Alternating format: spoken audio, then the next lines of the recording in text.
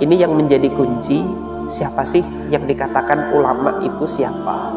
Imam Syafi'i menyampaikan, wa man lam yasun nafsahu lam yanfa'hu ilmuhu. Barang siapa yang dia tidak bisa menjaga hawa nafsunya, maka ilmunya tadi, dari hafalan Qur'annya, dari fikihnya, dari sunnahnya itu, dari pengetahuan bahasanya itu, enggak ada manfaatnya kalau ilmu ini tidak bisa menjaga diri kita dari keterjerumusan kepada maksiat kepada Allah Subhanahu wa ta'ala. Maka hendaknya kita yang telah mempelajari kalam Allah dalam Al-Quran maupun kemudian sunnah Nabi SAW, mari kita lihat introspeksi. Seberapa jauh yang kita pelajari dari agama ini sudah menghalangi kita dari perkara-perkara yang Allah Subhanahu wa ta'ala larang. Adakah kita semakin berani dan lancang bermaksiat kepada Allah sembari belajar kita ini makin banyak ilmu yang kita dapat, kok semakin lancang maksiat kepada Allah? Ataukah semakin banyak kita belajar, semakin bertambah pengetahuan ilmu kita dalam Al-Quran dan Sunnah ini, semakin kita di hadapan Allah kita merasa kecil, semakin kita tidak berani, dan semakin kita takluk, merasa tidak apa-apanya di hadapan Allah Subhanahu wa ta'ala, dan merasa lebih membutuhkan kepada Allah Subhanahu wa ta'ala.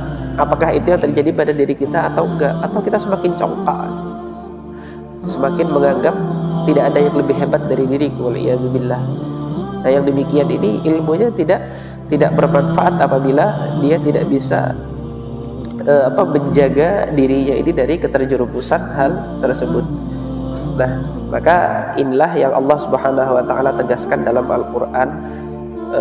Inti dari orang yang berilmu itu adalah yang paling takut kepada Allah Subhanahu wa ta'ala. Ini Allah kalamkan di dalam Al-Quran surah Fatir ayat yang ke-28. Allah kalamkan apa? Innama yakhshallaha min ibadihi al-ulama. Dari sekian hambanya itu hanya para ulama lah yang takut kepada Allah Subhanahu wa ta'ala. Semakin bertambah ilmu seseorang, maka semakin takut dia kepada Allah Subhanahu wa ta'ala. Innamal alim, kata al-Imam Sya'bi, sesungguhnya orang yang berilmu itu adalah man khasyiyallah, mereka yang semakin takut kepada Allah Subhanahu wa ta'ala. Ini tadi jawaban bagi kita kenapa Abu Bakar tidak berani menafsirkan kalam Allah Abba itu. Tidak lain adalah rasa takutnya dia untuk berkata-kata di dalam kitabullah dengan tidak didasari ilmu. Kekhawatiran akan keterjerumusan hal itu yang menjadikan beliau diam dan kemudian tidak menyampaikan makna dari itu. Langit mana yang mau menaungiku, bumi mana yang mau menjadi pijakanku kalau aku berani berkata-kata di dalam kitabullah dengan tidak didasari dengan ilmu. Ini yang menjadi tolak ukur seseorang itu alim, seseorang itu bisa dikategorikan sebagai ulama adalah seberapa jauh dia takut kepada Allah Subhanahu wa ta'ala. Pada saat Allah memanggil dengan panggilan azan, bersegerakah atau tidak ia memenuhi panggilan tersebut? Ini hamba tersebut telah diukur rasa takutnya kepada Allah Subhanahu wa ta'ala ketika memenuhi panggilan sholat tersebut.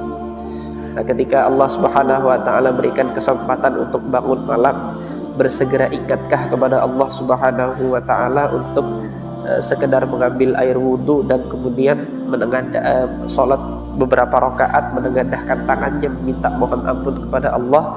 Ataukah dirinya itu merasa dosaku masih belum ada apa-apanya, nggak usah minta ampun sama Allah dan lain sebagainya. Ini kan orang yang lancang kalau di dalam hatinya terdetik seperti itu. Tapi semakin ia mendapatkan kesempatan untuk minta ampun kepada Allah, semakin dia jadikan itu sebagai kesempatan untuk minta ampun kepada Allah Subhanahu wa ta'ala.